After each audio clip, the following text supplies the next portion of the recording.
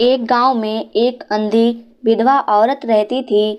उसका एक बेटा था जिसके पालन पोषण की सारी जिम्मेदारी उसके कंधों पर थी। वह अपने बेटे को पढ़ा लिखा कर एक बहुत बड़ा आदमी बनाना चाहती थी। इसलिए उसने अपने बेटे का नाम एक अच्छे स्कूल में लिखवाया। वह दिन रात मेहनत करती थी ताकि बेटे की स्कूल की फीस दे सके। लड़के के स्कूल के बच्चे उसकी माँ के बारे में जानते थे। वे सब उसे अंधी का बेटा कहकर चिढ़ाते थे। लड़का इससे बहुत परेशान था। उसे अपनी माँ पर शर्म आने लगी थी। वह उसके साथ कहीं भी आने जाने से कतराने लगा था। जब लड़का बड़ा हुआ तो उसकी शहर में अच्छी नौकरी लग गई। उसने अपनी माँ से वादा किया कि शहर में मकान लेकर वह उसे लेने आएगा, लेकिन वह शहर गया तो फिर लौटकर वापस नहीं आया। उसकी अंधी माँ उसका इंतजार करती रही। कई महीने बीत गए, लड़के की कोई खबर नहीं आई। एक दिन उससे नहीं रहा गया और वह बेटे से मिलने शहर पहुंच गई।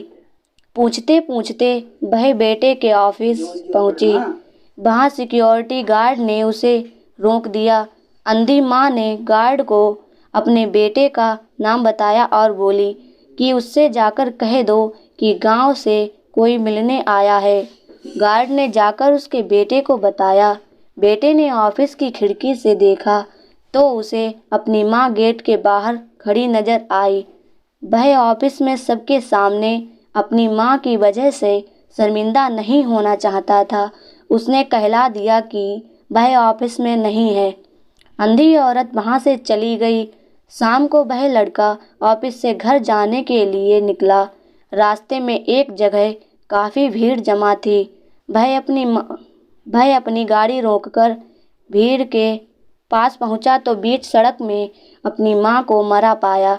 उसके हाथ में एक चिट्ठी थी जिसमें लिखा था, बेटा, बड़े दिन हो गए थे, तेरी कोई खबर नहीं मिली। चिंता हो रही थी, इसलिए तुझसे मिलने चली आई। तू तो अब बड़ा आदमी बन गया है।